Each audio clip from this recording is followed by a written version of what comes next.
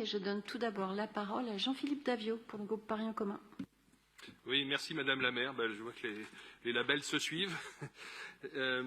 Alors ce label Paris Europe, les prix ont été remis il y a quelques semaines à peine, à l'occasion de la journée de l'Europe qui s'est tenue ici même sur le parvis de l'Hôtel de Ville. Journée, une fois de plus, extrêmement réussie avec beaucoup d'institutions, beaucoup d'exposants, d'associations. Et donc c'était assez logiquement que ce label Paris Europe devait être remis aux associations lauréates dans ce cadre-là. Alors, quelques éléments de rappel, tout le monde n'a pas forcément en tête tous les détails de ce label. D'abord, c'est un label qui existe depuis 2002, donc c'est maintenant une initiative de la ville qui commence à être bien ancrée dans ses politiques en faveur de l'Europe et de la citoyenneté européenne. Et il consiste en un appel à projet qui vise à renforcer donc la citoyenneté et la solidarité européenne et à favoriser le sentiment d'appartenance à l'Union européenne et favoriser également une meilleure compréhension des enjeux de la construction européenne. Donc c'est un chantier de longue haleine qui n'est jamais terminé et je pense que cette année en plus finalement ce jury avait d'autant plus d'importance que nous sommes l'année précédente des élections européennes et que tout ce qui peut être fait pour rappeler l'engagement que nous devons avoir en faveur de l'Europe, quel que soit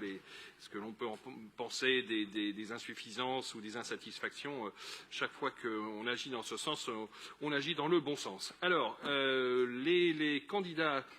sont des associations ou des collectifs d'associations, des fondations ou des établissements scolaires d'ailleurs, de la primaire à l'université. Donc on voit que c'est assez large.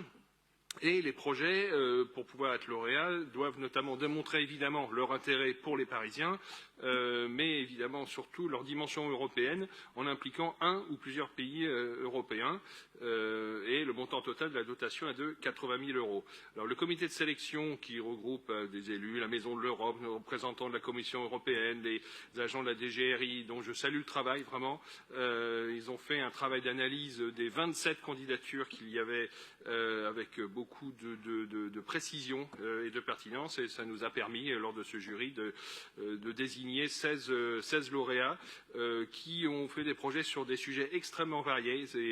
On voit bien à quel point ce sujet de l'Europe est totalement transversal puisqu'il y avait des projets qui portaient sur l'éducation, d'autres sur la citoyenneté européenne, sur le sport, la culture, le handicap, il y en avait de l'écologie, la solidarité, la mobilité européenne, le vieillissement, la jeunesse, enfin voilà, énormément de sujets très différents. Le montant n'est pas forcément des subventions attribuées n'est pas forcément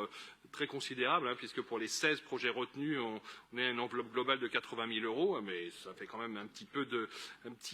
d'argent quand même, et c'est surtout l'implication de la ville de Paris que cela démontre, et le soutien à ces initiatives, et l'implication de la ville qui se traduit de cette manière-là dans ce label, mais c'est aussi un fort soutien financier à la Maison de l'Europe que l'on a voté il n'y a pas si longtemps, c'est la création des élus référents dans les arrondissements, enfin voilà, un ensemble de politiques qui vise à montrer que l'Europe c'est concret, que dans tous les arrondissements au plus près du terrain, nous y sommes régulièrement confrontés. Dernier point, j'ai coutume dans mes interventions sur les délibérations qui ont trait à l'Europe d'émettre un regret que je vais émettre une fois de plus, c'est que la ville de Paris soit bien seule à s'engager comme ça. La région Île-de-France a totalement arrêté tout engagement en faveur de l'Europe, si ce n'est en répartissant les fonds européens, mais elle n'a plus aucune action propre, quasiment, vraiment très peu de choses près, et c'est dommage parce que je pense que le sujet aurait mérité que les différents niveaux de collectivité s'investissent, surtout compte tenu de la taille et du rôle important qu'elles ont, que Paris, que la région de France ou en Europe, ça aurait été bien que Paris ne soit pas toute seule, mais enfin voilà, au moins la ville de Paris fait son travail. Je vous remercie.